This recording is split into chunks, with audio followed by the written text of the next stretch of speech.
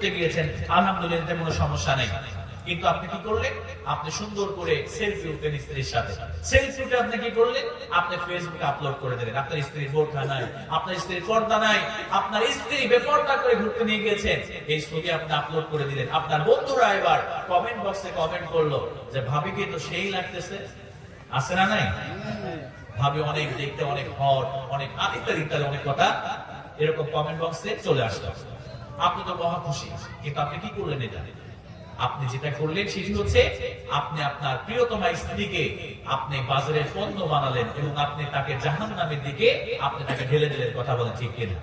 আমি কি ভুল বলেছি প্রিয় ভাইরা? আপনার স্ত্রীকে দেখার শুধুমাত্র অধিকার আপনার। আপনি যেমন ইচ্ছা আপনার স্ত্রীকে তেমন করে দেখতে পারেন, কিন্তু আপনি আপনার স্ত্রীকে, আপনার প্রিয়তমা স্ত্রীকে আপনি এত আদর করলেন। আপনার বিবেকের কাছে প্রশ্ন, আপনি এত কষ্ট করে তাকে খাওয়াচ্ছেন, তাকে পড়াচ্ছেন, তাকে থাকার ব্যবস্থা করে দিচ্ছেন, তার সুখে দুঃখে আপনি তার পাশে দাঁড়াচ্ছেন, অথচ আপনি এই ফেসবুকে ছবি আপলোড করার মাধ্যমে যত পুরুষ আপনার স্ত্রীকে দেখবে, আপনার স্ত্রীর আমলনামায় জিনার গুনাহ কিয়ামত পর্যন্ত লিপিবদ্ধ হতে থাকবে। কথা বলা ঠিক কিনা?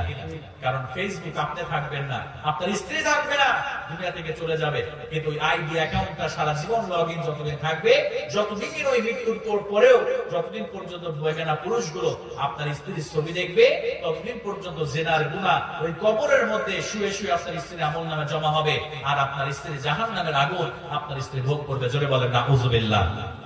তাহলে এই অনর্থক কাজ কি করা যাবে? যাবে না। কখনোই ভুল করে স্ত্রীর ছবি ফেসবুকে আপলোড করবে না। বর্তমান বিজ্ঞানের যুগে, কম্পিউটারের যুগে কতটা আবিষ্কার আজকে করছে, কত অ্যাপস বের হয়েছে। আপনার এমন একটা অ্যাপস নতুন বর্তমানে বের হয়েছে, আপনার ফেসের সঙ্গে অন্য একজনের ফেস লাগাই দিবে, কথা বলছেন অবিকল সেম হবে, ভিডিও তৈরি করা যাবে, আপনি বুঝতেই পারবেন না আপনার এইটাকে এডিট করা হয়েছে। এরকম হচ্ছে কি হচ্ছে না?